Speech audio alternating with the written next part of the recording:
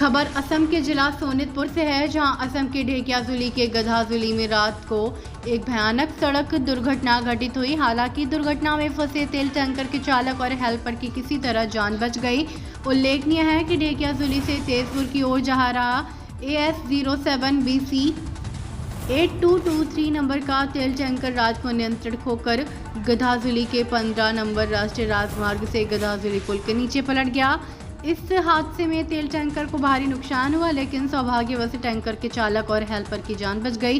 वहीं स्थानीय लोगों का आरोप है कि यह सड़क दुर्घटना सड़क की खराब स्थिति के कारण हुई है। असम से प्रशांत वैश्य की रिपोर्ट। তেল গাড়ী এখন ইয়াত দুৰ্ঘটনাত পতিত হৈছে, কি ক'ব এই ক্ষেত্ৰত? হয়, কালি নিশাৰ ভাগত তেল টেংকি এখন যেতিয়া আনলোড কৰি আহি আছিলে তেতিয়া এই এক্সিডেণ্টটো হ'ল। গতিকে দুৰ্ভাগ্যৰ কথা যে ইয়াত দিনত নহ'ল, ৰাতি হ'ল, কোনো মানুহ নাছিলে। মানুহ নথকাৰ কাৰণে আজি তেনেকুৱা বহুত দুৰ্ঘটনাৰ পৰা মানুহ বাচি গ'ল। বা দোকানদাৰ আছিলে, মানুহ কলেজ সন্মুখত আছিলে, কলেজ ষ্টুডেণ্টবিলাক আহি থাকে গৈ থাকে। গতিকে দিনৰ ভাগত নহ'ল, এইটো আমাৰ সৌভাগ্য। কলেজ ষ্টুডেণ্টৰ কাৰণেও ভাল, আমাৰ কাৰণেও ভাল, দোকানদাৰ কাৰণেও ভাল যে ৰাতি হ'ল তেল গাড়ীখন আনলোড কৰি আহি থকাৰ অৱস্থাত। ৰাস্তাখন সৰু, দলংখন সৰু, দুদিন পিছে পিছে তেনেকুৱা এক্সিডেণ্টবিলাক হৈয়ে থাকে, গাড়ীবিলাক গাঁতত সোমাই থাকে। কেইদিনমান আগতো আৰু এখন গাড়ী সোমাইছিলে।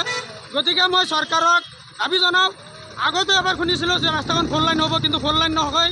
ৰাস্তাখন সৰু, দলংখন সৰু, ৰাস্তাখন বহল কৰক। তাৰ বাবে মই চৰকাৰক দাবী উত্থাপন কৰিছোঁ, ৰাস্তাখন অতি শীঘ্ৰে বহল কৰি দিয়ক, গাড়ীবিলাক অহা যোৱাৰ কাৰণে সুবিধা হয়।